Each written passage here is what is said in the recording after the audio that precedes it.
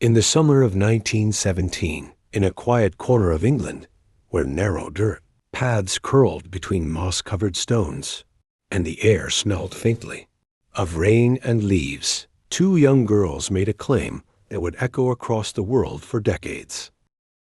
They said they had seen fairies. Not imagined them, seen them, not dreamed of them. And more than that, they said they had proof. Photographs. Small, delicate figures with wings like petals, standing beside them in the soft light of a forest stream. At first, it sounded like a story children tell when the world feels too large and too serious. But this was not an ordinary time. Because beyond that quiet village, the world was still trying to remember how to breathe. The Great War had just ended, and reality itself felt fragile. The village was called Cottingley, a small, unremarkable place tucked into the English countryside, where days passed slowly and this sound of running water was louder than the other sound of people. It was the kind of place where imagination could stretch without resistance, where children wandered into the woods and came back with stories. The girls were cousins, Elsie Wright and Frances Griffiths. Elsie was older, confident, creative. Frances was younger, quieter, more easily lost in wonder. They spent long afternoons near a small stream behind Elsie's house. When they came home muddy and soaked, the adults scolded them. So the girls offered an explanation. They weren't just playing.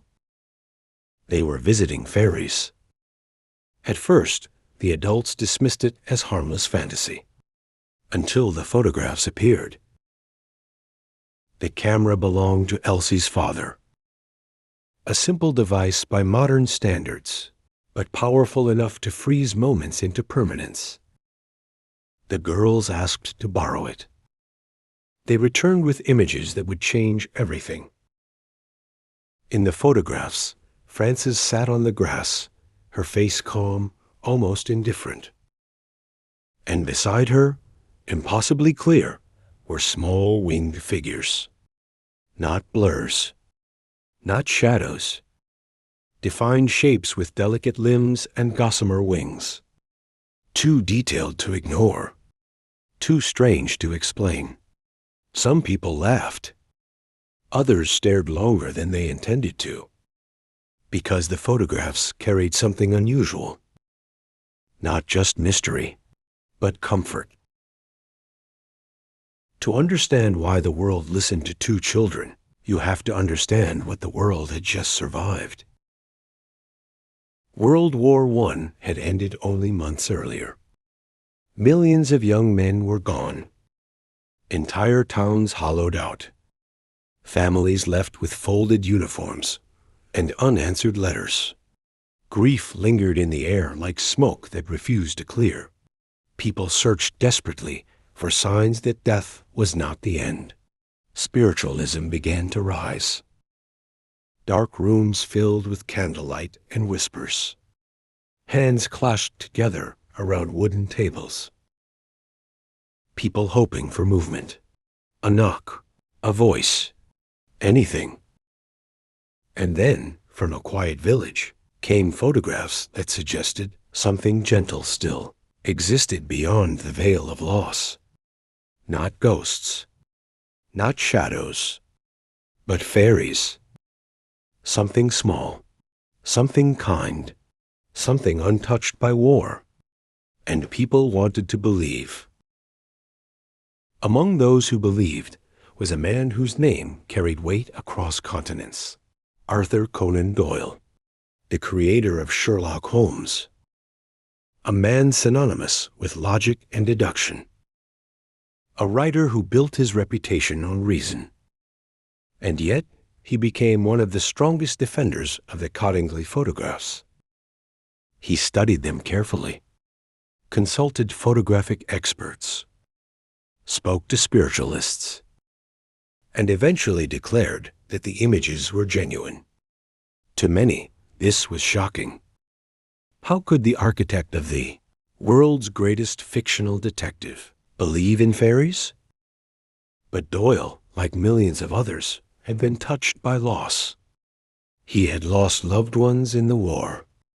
And grief changes the architecture of belief. It opens doors logic once kept locked. Newspapers began printing the images. Magazines debated their authenticity. Some called them proof of another realm. Others called them dangerous nonsense. The world divided itself quietly, not into believers and skeptics, but into those who needed magic and those who no longer trusted it. Meanwhile, the girls remained at the center of the storm they barely understood. Two children holding a secret larger than themselves, watching adults argue over something they had created in a moment of play. Years went by. The war receded into memory. New conflicts replaced old griefs.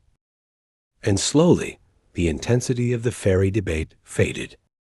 The photographs became curiosities, then footnotes, then relics.